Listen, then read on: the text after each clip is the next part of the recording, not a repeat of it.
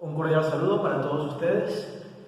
Espero que se encuentren muy bien resguardados en sus hogares, en integración con sus familias, preservando en primer lugar las medidas de salud de las entidades correspondientes en este ámbito a nivel nacional e internacional. Recordarles una vez más el lavado de manos, el uso de tapabocas y la protección en especial de la población más vulnerable, como son los niños y como son los adultos mayores.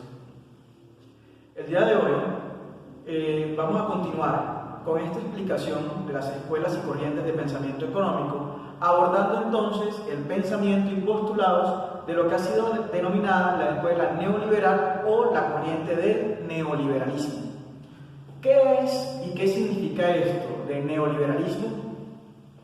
Pues para entender qué significa esto del neoliberalismo, tendremos que remontarnos a las bases o a los pilares sobre los cuales se fundamenta el pensamiento, propuestas y postulados de esta escuela o corriente de pensamiento económico. En primer lugar, se llamará neoliberalismo porque va a ser o va a llevar a cabo retomar las propuestas liberales de la economía clásica, como aquí lo dicen las teorías liberales clásicas, que son el fundamento de lo que se conoce como el capitalismo. Ahora bien, estas teorías se van a tomar, pero se va a hacer a su vez algunas interpretaciones de la misma para poder proponer entonces unas sugerencias. ¿Por qué surgen este tipo de sugerencias? Pues surgirán también por condiciones económicas especiales correspondientes a la historia de este periodo de tiempo. El neoliberalismo, vale la pena aclarar, es la corriente económica que se ha impuesto y que se sigue manteniendo en casi la totalidad del globo terráqueo. Es decir, el movimiento de globalización es también consecuencia y ha ayudado a propagar esta corriente de pensamiento económico dominante al día de hoy, en la medida en la que no existen otras corrientes, otras escuelas e incluso otras aplicaciones de tipo económica en el sentido de hacer un poco de oposición o contrapeso a estas teorías liberales, en la medida en la que pues, el comunismo no tuvo el éxito que en su momento se pensó con la caída de la Unión Soviética y además con unos intentos que hasta el momento no han mostrado un esplendor económico de las sociedades, como es el caso de Cuba. Vamos a ver entonces también que esta teoría del neoliberalismo y esta práctica neoliberal va a retomar o a fortalecerse a su vez con algunos de los planteamientos desde el punto de vista de las proyecciones y cálculos matemáticos, desde el punto de vista macroeconómico para fortalecer el análisis económico, que fue un aporte muy importante de la Escuela de Chicago. Recordemos entonces que la Escuela de Chicago va a plantear principalmente como un instrumento de manejo de política económica la política monetaria, y que este manejo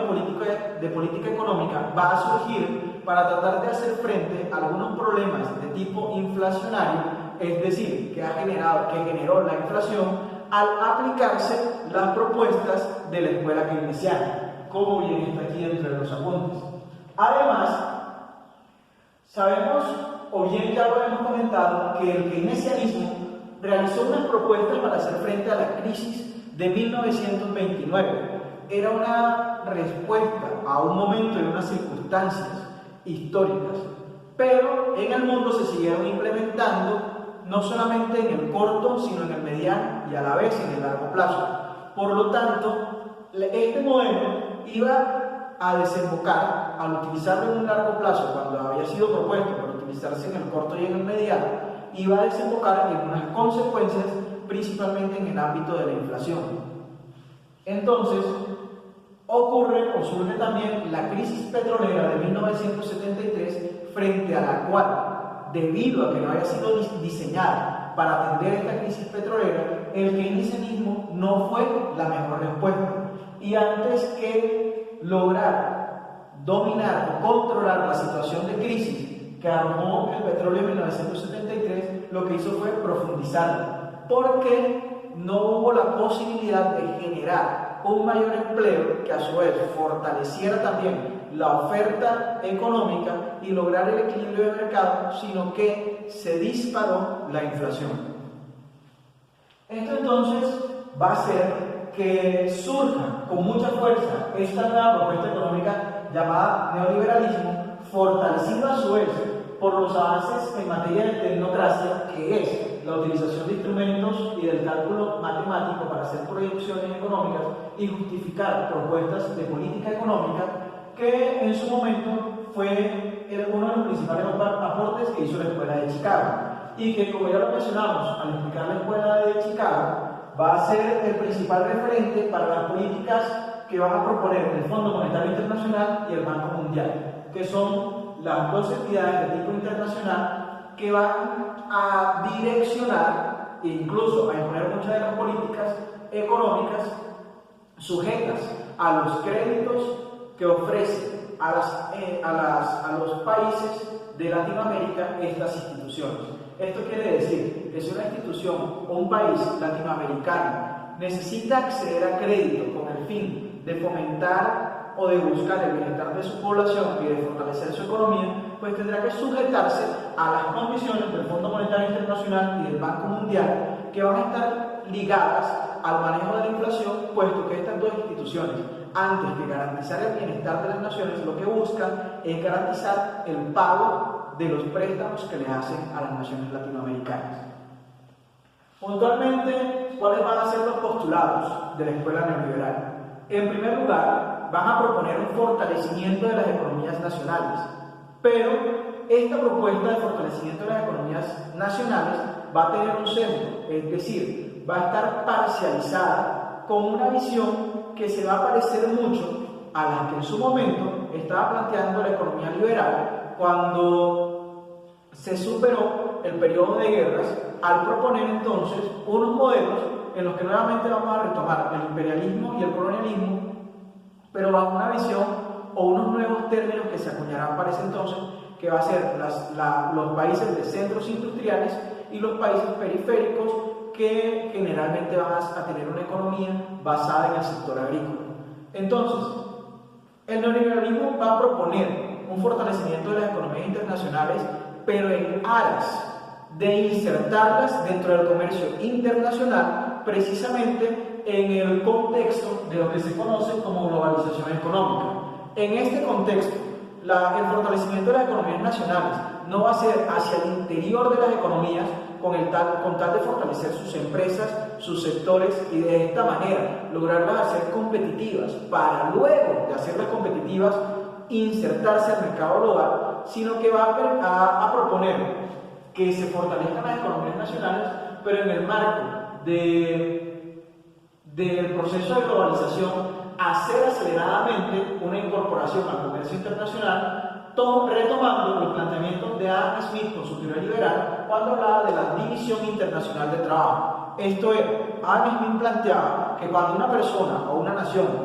fuese competente en hacer algo o se especializara en algo, hablando en términos de Smith, pues que esa persona dejara, o esa nación dejara de distraer sus esfuerzos en producir otros artículos, otras cosas en las que tal vez no fuese tan eficiente, tan competitivo y no estuviera tan especializado, y se enfocara en esas en las que se ha especializado, y que esa producción entonces fuera utilizada al momento de venderse para poder adquirir los demás bienes que dejó de producir al haberse especializado solamente en uno o en varios de ellos.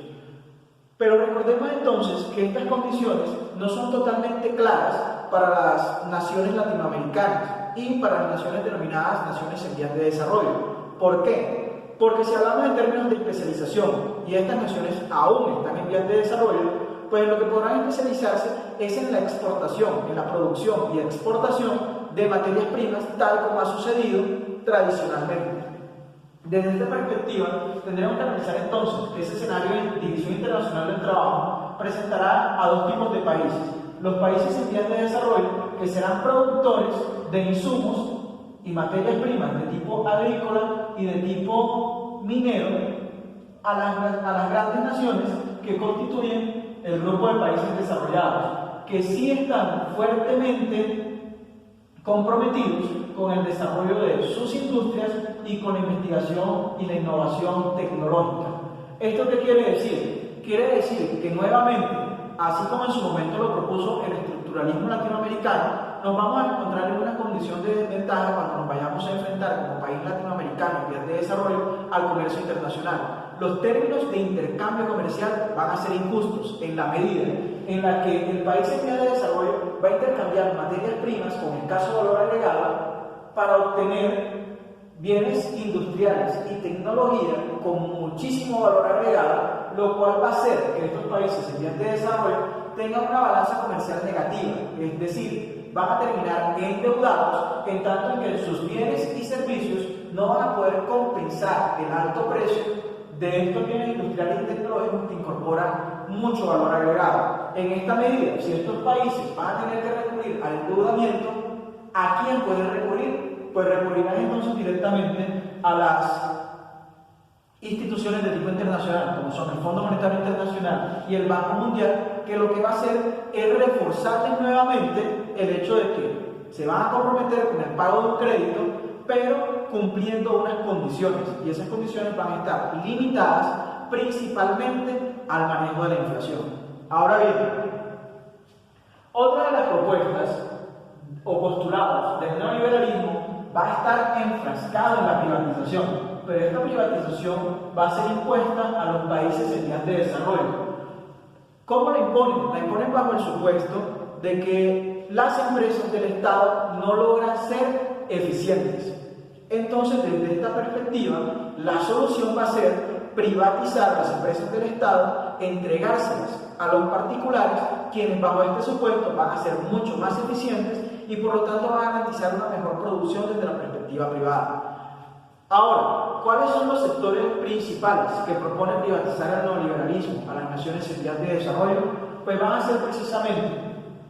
los sectores con los que tradicionalmente el Estado ha estado comprometido. Las vías, es decir, la interconexión vial, la salud.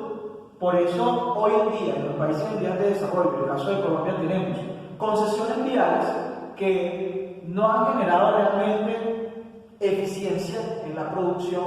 porque lo podemos ver con escándalos, como el caso de Odebrecht, con la concesión de la Ruta del Sol, que es la vía que va a interconectar el centro de la ciudad con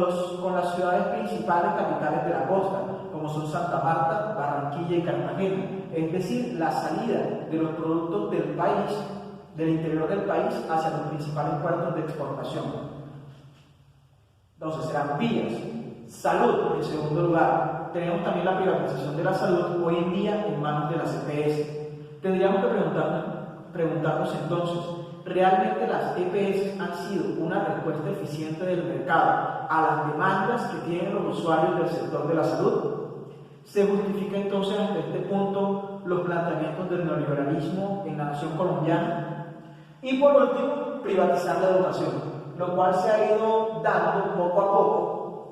y cada día va tomando mayor fuerza, principalmente con las instituciones de educación superior. En esto tenemos las universidades y los centros de capacitación en niveles técnico y tecnológico, y además también una amplia oferta del sector privado en educación,